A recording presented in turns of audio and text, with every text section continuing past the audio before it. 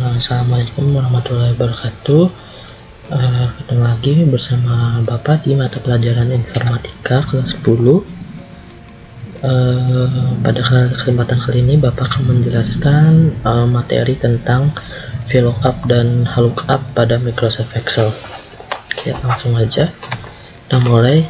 Jadi kita ke materi terlebih dahulu.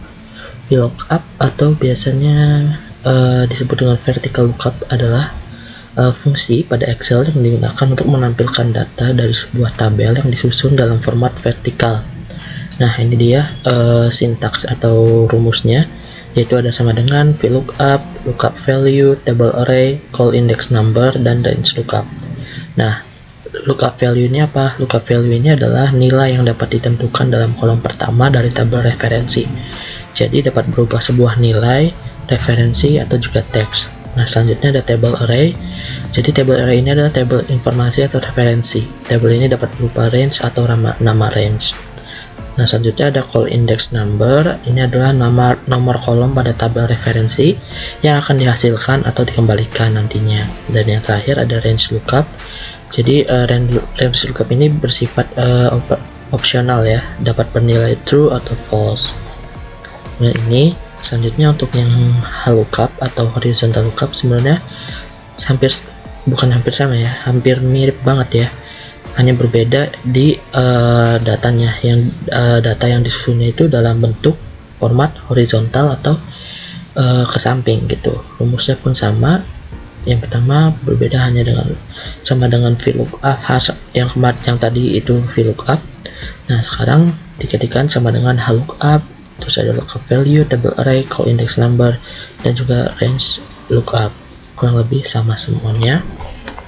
Nah, terus kapan sih kita harus menggunakan VLOOKUP dan LOOKUP? Seperti yang tadi dijelaskan, kalau VLOOKUP ini bisa kita gunakan ketika data referensi yang ditampilkan itu dalam bentuk vertikal atau ke bawah. Nah, contohnya seperti ini. Ada 3 kolom, ada kolom nomor pemesanan, nama pembeli, dan barang yang dibeli. Semuanya itu urutannya itu vertikal dari atas ke bawah gitu ya. Maka saat data referensinya seperti ini, kita dapat menggunakan rumus VLOOKUP. Nah, selanjutnya jika tabel yang ditampilkan itu dalam bentuk horizontal, kita menggunakan rumus LOOKUP. Seperti ini contohnya. Kalau yang tadi data awalnya itu ada di atas gitu ya, atas ke bawah. Nah, sekarang itu datanya itu menyusunnya ke samping gitu ya. Nah, terus gimana sih langkah-langkahnya menggunakan fungsi VLOOKUP dan LOOKUP? Nah, misalnya yang VLOOKUP, disitu terdapat data tabel referensinya dalam bentuk vertikal gitu. Nah, kita mau menampilkan si data yang ada di tabel referensi ini di tabel kedua gitu. Nah, gimana caranya? Nah, yang pertama, pada baris ke-1 tuliskan dulu seperti biasa sama dengan VLOOKUP. Nah, yang pertama itu tadi ada lookup value. Lookup value itu kita isikan data kuncinya ada di mana. Nah, di tabel referensi ini ada kode nomor pemesanan yang diisi oleh sambung oleh ada nama pembeli, ada barang yang dibeli. Maka kita gunakan kode pemesanan atau nama pemesanan ini sebagai data kuncinya. Jadi kita ketik di sini sama dengan VLOOKUP, data kuncinya ada di sel A11. Nah, langkah keduanya, selanjutnya kita blok untuk table array-nya, kita blok semua tabel referensi yang ada di atasnya. Kita blok. Selanjutnya jangan lupa untuk menekan tombol F4.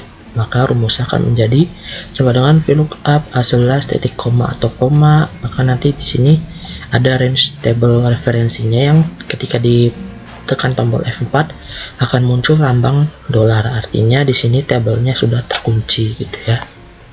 Biasanya di sini suka banyak yang lupa nih. Jadi sebelum kita beralih ke call index number, jangan lupa untuk menekan tombol F4 terlebih dahulu agar nanti datanya nggak bergeser gitu ya, udah terkunci. Selanjutnya langkah ketiga, kita isi call index numbernya.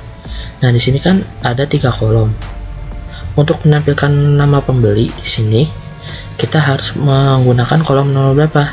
Di sini kolom nomor 2. Maka di sini kita isikan titik koma 2 itu. Jadi rumusnya sejauh ini ada sama dengan VLOOKUP buka kurung A11 titik koma atau koma. Ini ada range table-nya, dan juga kita inputkan call index number-nya 2 karena nama pembeli ini ada di kolom kedua. Kalau misalkan kita mau isi yang barang yang dibeli, kita tinggal masukkan angka 3 karena barang yang dibeli itu adanya di kolom nomor 3 seperti itu.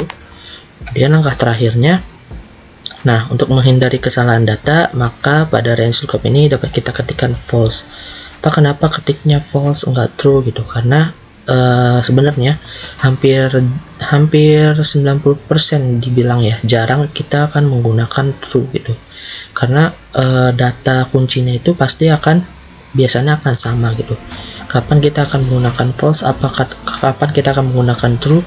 Kalau true itu biasanya kita gunakan ketika lookup value yang di A11 ini atau yang di nomor pemesanan ini datanya tidak hampir sama dengan tabel referensi gitu.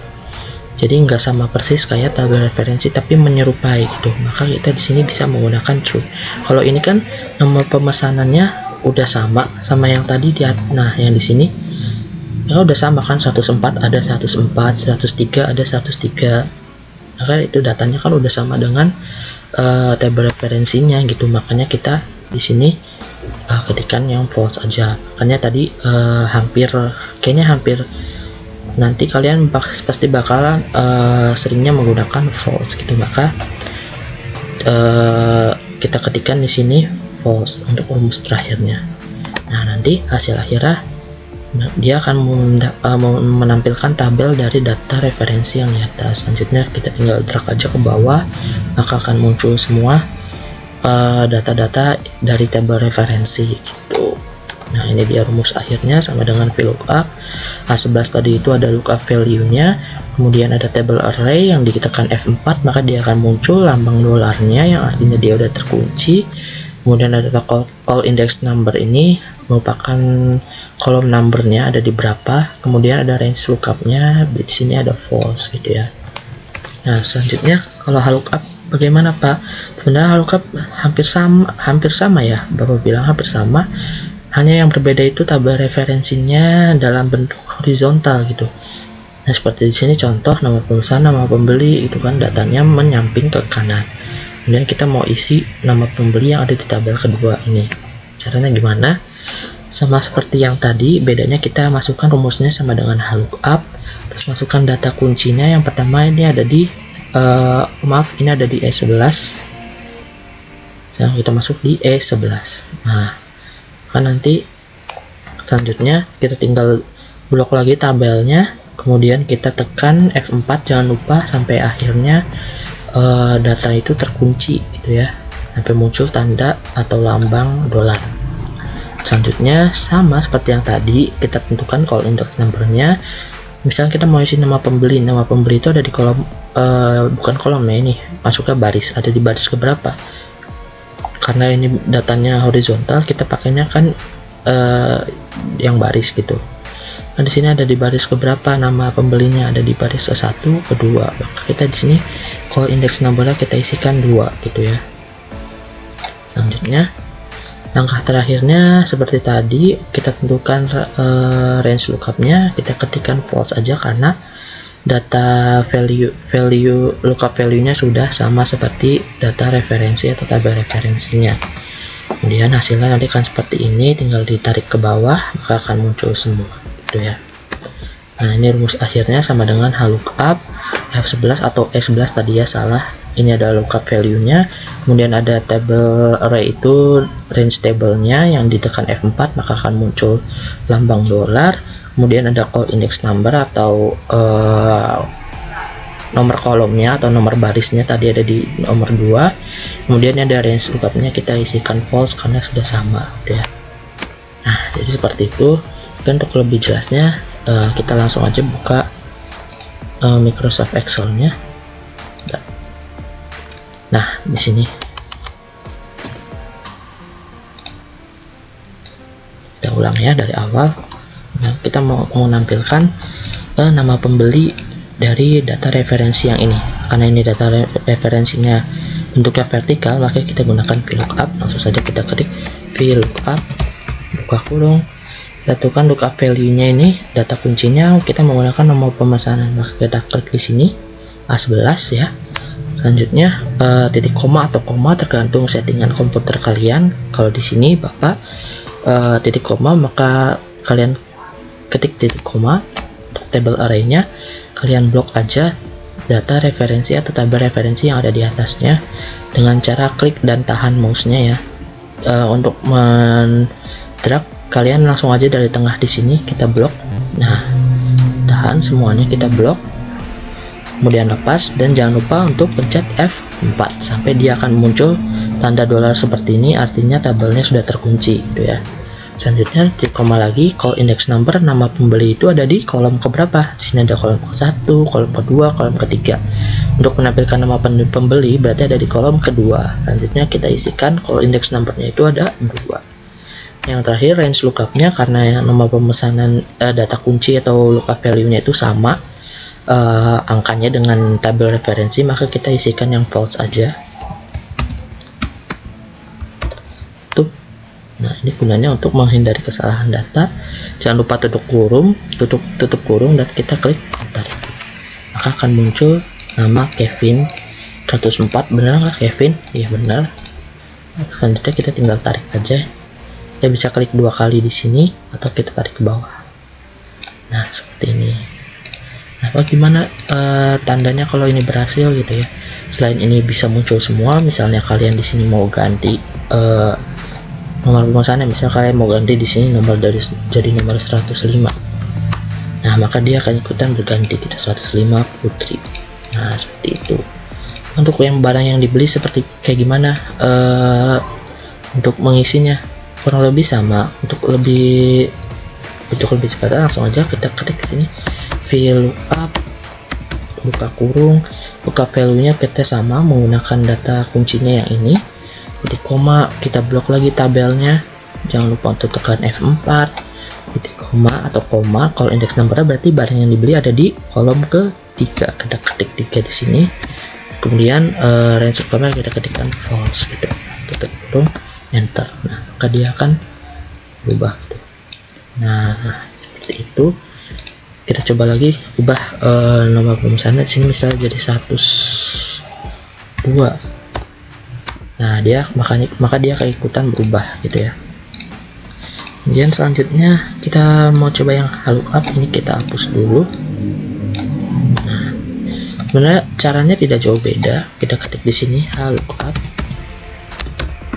buka kurung, buka value-nya kita ketik di sini nomor pemesanan, karena di sini tabel referensinya juga sama nomor pemesanan. Kita klik di sini E11 titik koma. Kemudian table array-nya kita blok aja tabel yang bentuknya horizontal itu. Jangan lupa juga tekan F4. Nah, sudah muncul tanda dolar. Selanjutnya kita ketik titik koma atau koma. Row kalau misalkan di lookup berarti ini munculnya row index number ya. Atau kalau misalkan tadi kan di VLOOKUP munculnya call index number. Kalau di lookup yang munculnya row index number. Karena kita akan milih di baris keberapa. Di sini nama pembeli itu ada di baris keberapa? Ke-1, kedua, ketiga. Nama pembeli itu ada di baris kedua. Maka kita ketikkan di sini 2. Titik koma, range lookupnya jangan lupa kita ketik false karena sudah sama lookup value-nya. Tutup kurung dan enter. Akan muncul semua. Nah, seperti itu ya. Kemudian untuk barang yang dibeli, Pak, saya mau copy paste, bisa nggak? Cuma mau diganti row index numbernya aja, bisa. Kalian blok di sini, kalian klik Ctrl C ya, jangan lupa diklik lagi terus di enter biar nggak berubah. Yang di barang yang dibeli kita klik di sini, kita Ctrl V, kita ganti di sini jadi angka 3. Nah, maka dia akan sesuai gitu ya, barang yang dibelinya tadi ada di row ketiga atau ada di baris ketiga. Kita tinggal tarik ke bawah, akan muncul semua gitu ya. Bagaimana kalau misalkan saya nggak pencet F4, apa yang bakal terjadi gitu kan? Coba ya, di sini kita nggak bakal F4 sama dengan lookup, buka kurung, buka value, koma, array. Misalkan kita di sini nggak pencet F4 ya, apa yang bakal terjadi kita coba aja. Lalu indeks number 2, ketik koma, ketik false, sama mereka akan muncul, tapi biasanya nah di sini datanya akan bergeser, akan muncul apa nih, NA ini. Biasanya kalau misalkan kalian nanti coba muncul kayak gini, mungkin kalian tadi lupa untuk menekan tombol F4 gitu ya. Makanya jangan lupa setelah di blok tadi tabelnya, jangan lupa untuk menekan tombol F4 gitu. Seperti itu ya. Boleh silakan kalian kalau mau coba latihan, Bapak kirimkan nanti file Excelnya di Google Classroom beserta materi ya. Mungkin sekian dulu penjelasan materi hari ini. Terima kasih atas perhatiannya. Wassalamualaikum warahmatullahi wabarakatuh.